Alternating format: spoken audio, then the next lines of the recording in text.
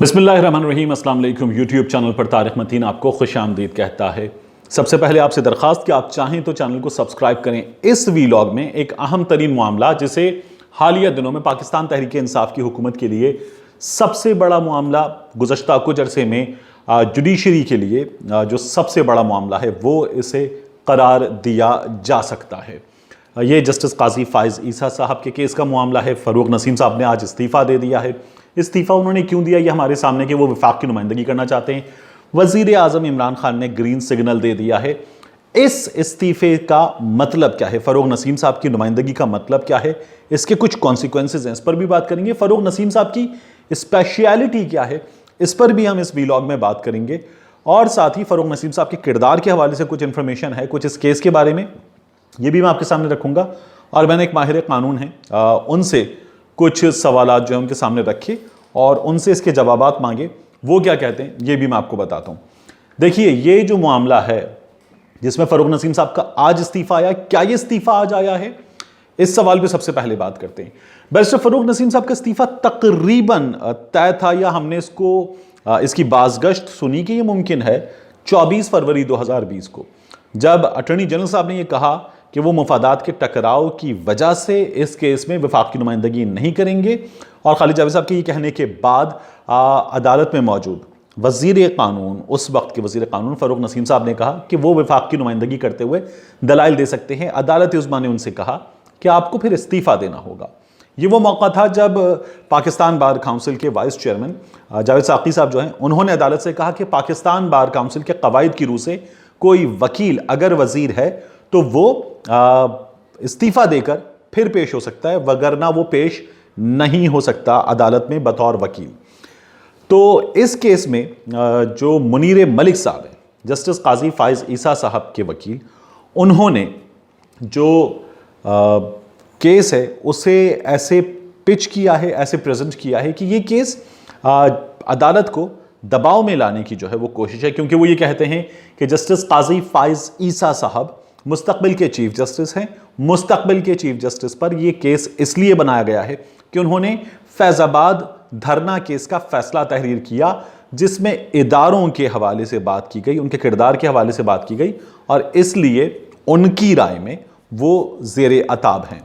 Pakistan bar council जो है वो इस केस में फरीक बनी और उसने कहा कि फ़ारूक नसीम साहब, वज़ीर कानून साहब जो हैं, वो मास्टरमाइंड हैं और अदालत के ख़िलाफ़ होने वाली साजिशों के वो मरकज़ी किरदार हैं।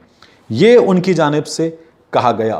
ख़ुद जस्टिस काजी फ़ाइज़ ईसा साहब सिर्फ बैरिस्टर शहजाद अकबर साहब पर सवालात नहीं उठाते, जो उन्होंने हालिया दिनों में 15 सवालात किए हैं और शहजाद अकबर साहब से पूछा, वो चीज़ें जो उनसे सुप्रीम जुडिशल काउंसिल में पूछी जा रही हैं उनके किरदार के हवाले से, उनकी नाअहली के मामले में, वो सवालात खुद काजी फ़ाइज़ ईसा साहब ने पूछे हैं शहजाद अकबर साहब से, और उनसे उनकी शहरियत के बारे में पूछा है, उनसे उनके बीवी बच्चों के पाकिस्तान से बाहर असासों के बारे में पूछा है, उनकी तकर्री कैसे हुई, इस मामले में पैसे कैसे इस्तेमाल किए गए, किस कानून के तहत हुई। ये तमाम सवालात जब उन्होंने किए हैं तो बैरिस्टर शहजाद अकबर के साथ साथ उन्होंने फ़ारूक नसीम साहब पर बात की है, और उनका ये कहना है कि फ़ारूक नसीम साहब जो हैं उन्होंने वकला में तकसीम के लिए 17 मिलियन रुपए की रकम जो है वो खर्च की है।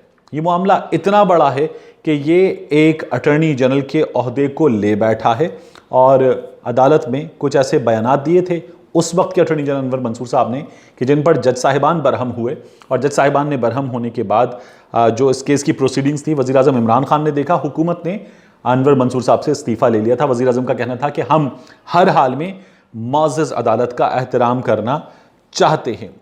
फ़ारूक नसीम साहब ने भी सबसे पहली बात यह की है कि वो अदालत का एहतराम करते हैं। उनके जहन में, दिल में कहीं भी अदालत के बारे में, जस्टिस काजी फ़ाइज़ ईसा साहब के बारे में कोई बात नहीं है।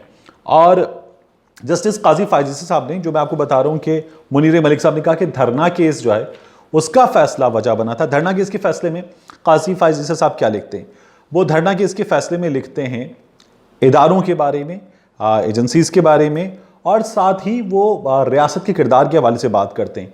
ये जो धरना हुआ था फैज़ाबाद धरना, इस धरने से इस्लामाबाद के शहरियों की और कई शहरों के शहरियों की जो मुश्किलात थीं वो इस कदर थीं कि अदालत ने जब इस पर खुद नोटिस लिया, अदालत ने ये कहा कि रियासत का जो किरदार है वो गैर जानिबदार और शफाफ होना चाहिए।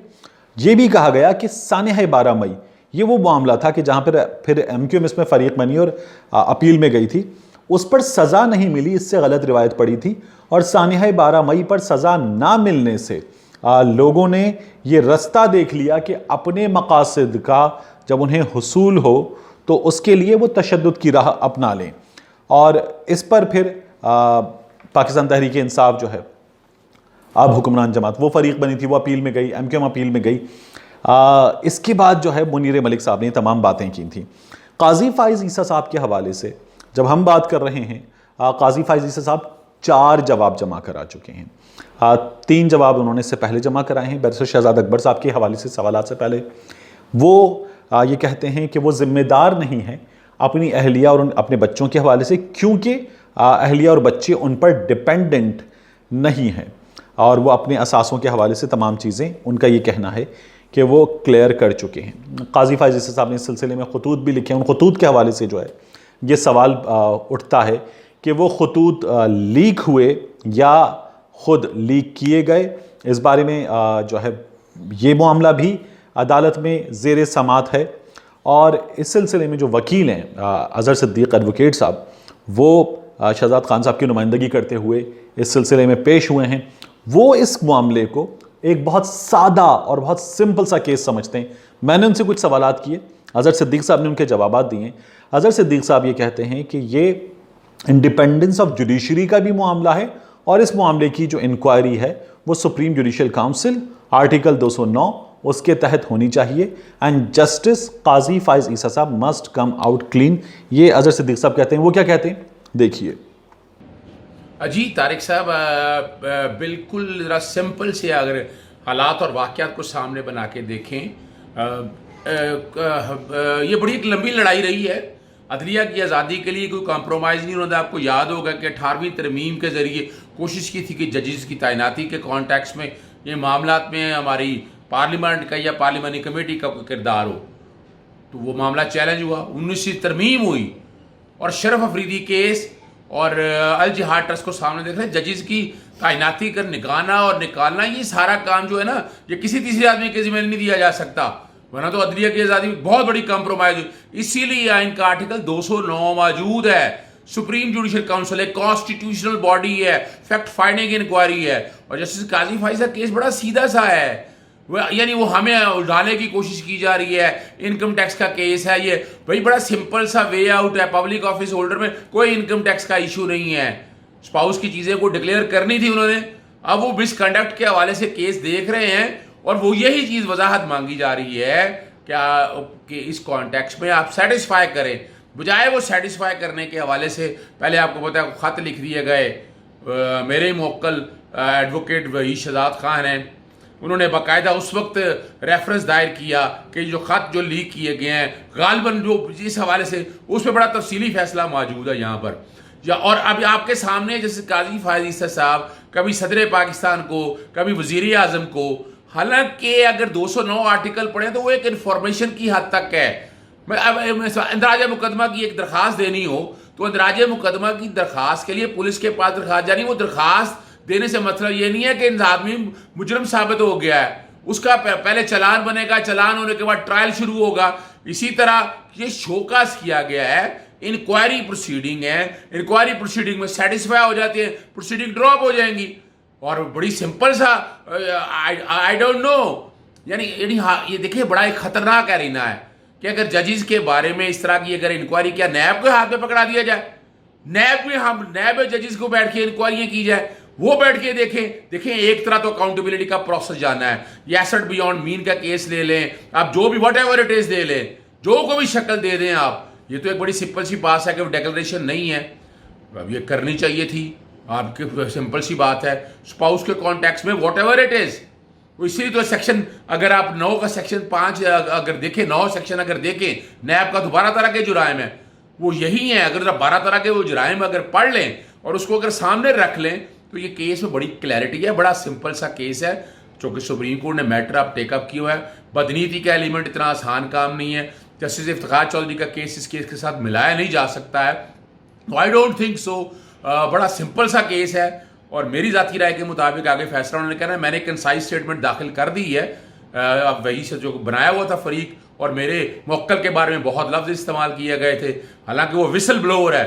वो इस तरह के जजेस के मामले में बड़े केसेस हैं और रिपोर्टेड केसेस हैं, ये सारी चीज़ों को सामने रखते हुए तो वो कंसाइज स्टेटमेंट यही कहा है कि यार नैब ने करनी है इंक्वायरी, या फिर मामला यानी नैब चाहती है कि नैब इंक्वायरी करे। सुप्रीम जुडिशल काउंसिल एक कॉन्स्टिट्यूशनल बॉडी है, वो इस सारे मामले को देखे।